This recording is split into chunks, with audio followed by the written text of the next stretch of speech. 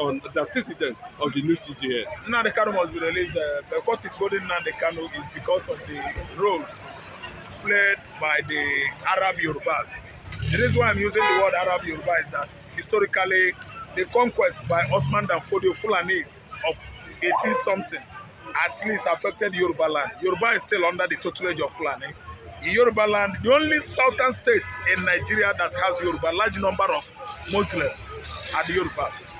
So you don't expect me to exonerate Yoruba that they are outside Fulani conquest. They are under Fulani tutelage from the axis of Ilorin down to Osun State, from Osun State to Ogun State to Lagos. So they are Northerners. They are still under the tutelage of the Fulani, oligarchy.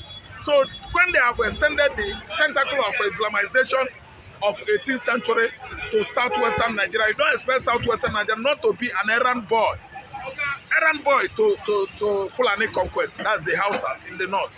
So Nnamdi Kanu's freedom, of course, we know since 2 years now they caught freedom and they stay in there. It's because of the kind of role Yorubas are playing right away, because it's of everybody's belief that immediately Tinubu took over the mantle of leadership. The first thing he should have done was to free Nnamdi Kanu. But you can see the delay. You can see the political games. So they are under the tutelage of the Fulanis, and you can't tell me that these people have not been Northernized. The southwestern Nigeria has been Northernized, Fulanized, Islamized. Because virtually you see anywhere here in the north in the southwest, that are not dancing to the costumes of the north. Each and every government that comes from southwest, administration of a southwesterner, they always align with the north. I start with Obasanjo, 1976. The next person was Musa Yar'Adua, his deputy. Again with Obasanjo, with Buhari again in 1983 as a military head of state. His running mate, his vice president was from Yoruba land, Brigadier Tunde Idiabo. Then I want to tell you again, I want to put my point here again that when Abacha himself was Nigerian president, he aligned with who? Oladipo Oduya as the second person. These people are Northernized. These people, you can see they are under the what? Oligarchy, Fulani oligarchy. They are serving the Fulani, their Fulani master. That's why I tell you that. I'm telling you that Fulani has infiltrated the north. Fulani has infiltrated the west. Nobody here is a Christian. If you look at their Christian, they are Christian, but their color is Islamic. They are appearing as if they are Christians. Still, they celebrate Eid al-Maulud more than the Hausas. What are you telling me? Can you tell me now that a Christian, I'm from Igbo land, they will celebrate Eid al-Fitr? Then my father in our compound, we will celebrate Eid al-Fitr. No, we don't go anywhere. It's telling us that government is putting that day aside as a public holiday. Igbo man still goes his normal business. Every them Fitr, them Maulud, and other celebration by Muslims. So, but you see it thoroughly carried out, practiced here, obeyed here, celebrated here. What are you saying? They are still the same with them. That's why I'm telling you that. Look at what happened from axis of Ilorin to Osun State to Ogun State, from Ogun to Lagos. These people are Muslims. So there's no how it is not difficult, or it's not going to be difficult for Nnamdi Kanu to come out. Since the Supreme Court has freed him, Nnamdi Kanu is a freed man. I thank God the way Binta Nyako has removed his head from Nnamdi Kanu's case. And it is obvious that the gentleman is now a captive under the den of federal government of Nigerian kidnappers. I term it, the people that went to Nairobi, fetching Nnamdi Kanu down to Nigeria, they are kidnappers. And Nnamdi Kanu is still suffering as a hostage. It is too obvious, illegally and legally, that what is playing out is kidnap business transaction. He was kidnapped, was abducted, so he must at least be freed. Nnamdi Kanu should be freed. Then again, I want to throw light on what Chetima said recently when he went to the United Nations summits. The Igbo administration is trying to feel themselves that they did not write anything or serve in regard of castigating Israel, being aggressive to Israel, being hostile to Israel on the document given to Chetima to table before United Nations Summit. Tinubu denied it, that Chetima is on his own. Now I begin to ask myself, you are denying it that Chetima is on his own? Who sent Chetima? Chetima is representing who? Who would have been there? Yeah, he has seen the consequences. Yes, see, the consequences is too. Oh, so the consequences are not friendly, too unfriendly. The result of what Chetima said on the world stage against Zion, Israel, is coming to boomerang on Nigeria. It's going to be very, very hostile on this present administration. Because Israel is wondering, a few days ago, Israel sent over 30 water clearing machine. That machine is what can kill any germs in water, purify water. 30 in number to the internally displaced persons by flood in Meduguri, Kachima Chetima State. Kachima Chetima State. Kachima Chetima himself, former governor of that state, turned his back. He's turning his back on Israel, backing people he called terrorists. He called his brothers in the Middle East. Are you a brother to terrorists? And they are trying to use federal FGN to chime on the world stage that Israel should blah blah blah blah blah. You are brothers in the Middle East. Who tell you that Hamas and Hezbollah are your brother? That is your belief anyway. You are a Kanuri. I'm an Igbo man. If they are your brother, go there. I don't really understand. You should go there and help his brothers. But it's obvious that federal government, office of the presidency, has debunked what Chetima did. Said at United Nations Secretariat, New York, that they are not behind him, that Chetima is on his own. So that could show you how far Nigerians have gone to be gullible and docile over choice of Muslim ticket.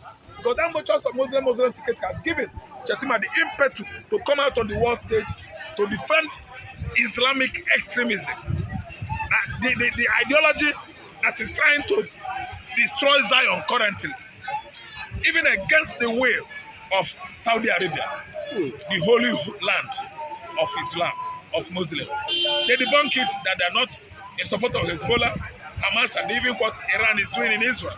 The Nigerian vice president, due to religious bigotry, had gone to New York and lambasted Israel. Israel that is untouchable. Chetima has gone to the world stage and debunked Israeli campaign to free her land from terrorists, jihad, Al-Qaeda, Hamas, and so on and so forth. Nigeria is coming out. This is a country that Israel has been helping to cultivate agriculture, farmland in Nigeria, introducing many systems, bringing many farm implements to make sure that Nigeria defeat hunger. But today, due to ethnic, religious bigotry and otherwise, Chetima, Nigerian vice president, went to New York and turned his back on Israel to the level of being hostile and aggressive to the greatest country on earth. Nigeria should wait. Failure to come and debunk what he said, Nigeria should wait. Because I know that, come what may, Israel must act on that. Israel is not smiling now. They don't look like a nation, given their presence recently in the United Nations. It was reported in the paper today. They said, Antonio Guterres, you were there when atrocities have been committed in Africa. At the United Nations, you never said anything. All over the world, Sudan and thereabout, you never said anything. And even in Israel, you never said anything. There's no need for United Nations again. And they don't want to see any United Nations official in Israel.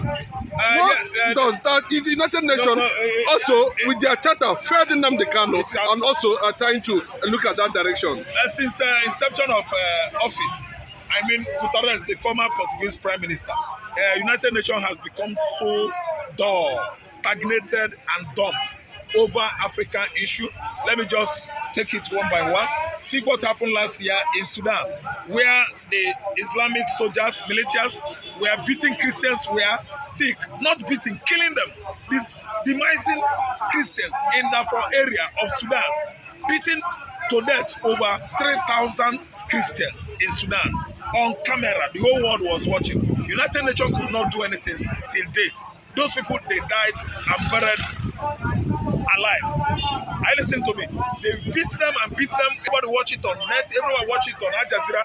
The same United Nations could not do anything. What does that tell you? Okay, look at what is going on recently in the Biafran land. For how many years of Buhari administration, Igbo land has been subjected to this kind of military, let me say, onslaught that has taken over how many thousands of Igbo youths into their early grave. They were dying in their large numbers. The Nigerian military are killing them, and you are there. You are telling me that you are the Secretary General of United Nations. Nothing has been done about this this kind of military, onslaught, killing the youths, cheating on armed youths, cheating on armed women. From 2015 till date, for 9 good years, United Nations under Antonio Guterres could not do anything. My brother, let me tell you. Knowing fully well that what they are doing was a United Nations charter. Yes. Against the law, against self-determination law, yes. And still, Guterres could not do anything.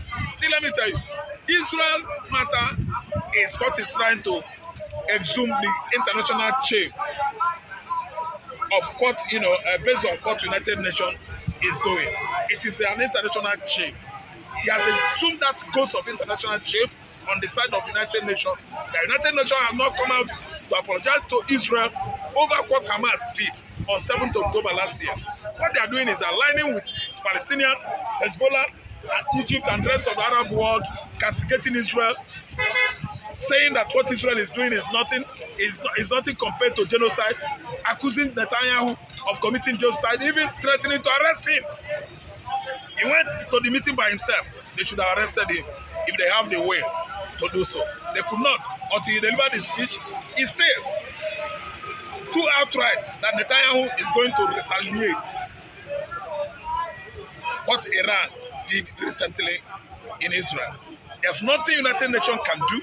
United Nations failure, inability to come out and apologize to Netanyahu, to come out and declare Hamas and Hezbollah at least a terror organization wanted on this world stage. They have failed Israel, they have failed humanity, and I think that Israel have right to take any action against Iran, against Hezbollah, against even Palestinians that allowed the Hamas to do military training on their territory for how many months, over 24 months, before carrying out that startling act of terrorism in the middle of Israel, Israeli region.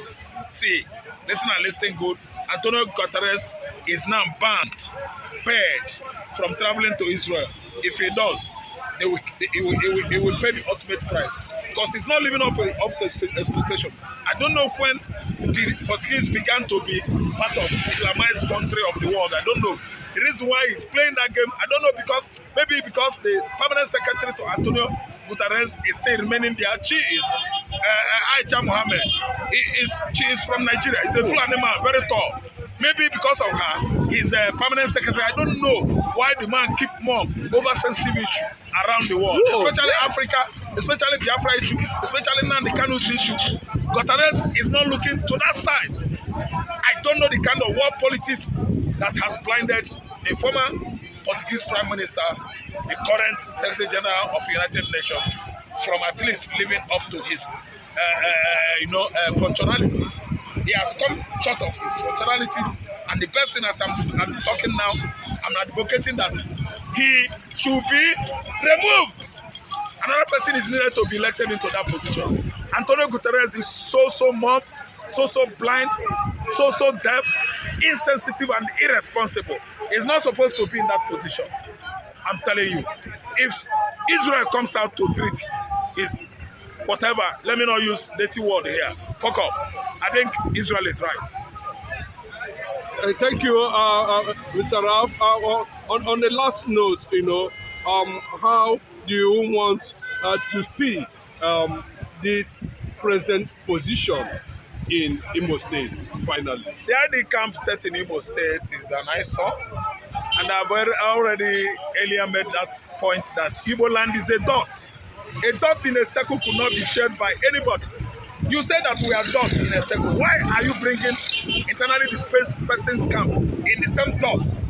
If the dot is 50 square meter, and the internally displaced camp is 15 square meters. It means what is left there is 35 square meters. I don't know whether to understand where I'm going. So, what Uzodinma has murdered sleep, I repeat it again, it will know no peace. That internally displaced camp cannot be there. We have enough land in Niger State, Sokoto State, Southern Kaduna, Sambisa Forest.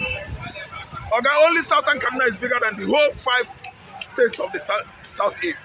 Why are you coming with Fulani displaced persons to at least make a shelter them at the Nigeria National Open University of Nigeria now in Imo State? You are coming to Islamize indirectly the southeastern Nigeria. Anywhere the Fulani settlers are, they start taunting those people, oppressing those people. The owner of the land, they will overwhelm you, Islamize you, and start putting you to sword. So we don't want it in Igbo land. Igbo land, we don't have enough land. Anybody that is federally displaced in any state, they are entitled to occupy a land in that particular state from where they are displaced. Of course, the people or persons we are bringing down to Igbo land to occupy now National Open University, ground. They might be from Sokoto or from Niger State. Niger State is having enough vast land to occupy, at least to take or shelter those internally displaced persons camp. The camp is not as big as, it's something that we should not do that, because we detest anything Islamization. We can never be intimidated based on that. You have vast land in Yoruba land. Tinubu should have at least relocated those people to Osun State, Ogun State, Oyo State. They are people that have same ideology, Islamic ideology. We don't. So what we're saying now is that we don't have enough land in Igbo land. They should never ever do that. We can never tolerate it. Hope Uzodinma is the one that has done that because he's nursing political ambition of becoming Nigerian president. He wants his Fulani masters to make him president. That's why he's committing all this kind of abominable acts in Igbo land. Okay, Mr. Ralph, how would you look at Putin saying that Africa is ready to support any nation in Africa who seek independence? Is that a kind of extension to Biafran agitation? That's a very good one, and I can tell you that I don't always believe the West anymore, because they will say something, they won't put it into action. So what I'm trying to say is that if Putin is doing that, he's saying this, if he's having Biafra in mind, he should start the action. He should start acting now. This is the very time we needed him the most. Biafra, we are looking at the back because it is the right time that Nnamdi Kanu should come out. It is the right time that independence of Biafra should be declared. We want to be emancipated at least this year by all means. Putin should be preparing it right away, not only verbal, not only saying it. We want him to swing into action. Biafra is needed Russia most. Biafra is needed Israel most. Biafra is needed Trump most. Because what is happening in this part of the world is much, bitter on the side of the Igbos. Igbos have been excluded from Nigerian political terrain, politics of Nigeria for how many years now? We are not being part of this country. And we want to go, they say we shouldn't go. So what happened is that Putin should swing into action. We don't want to see any action that does not demonstrate. Talking is talking. Action is something more reliable, more tantalizing than talking. We want him to come to Igbo land and start action. Thank you.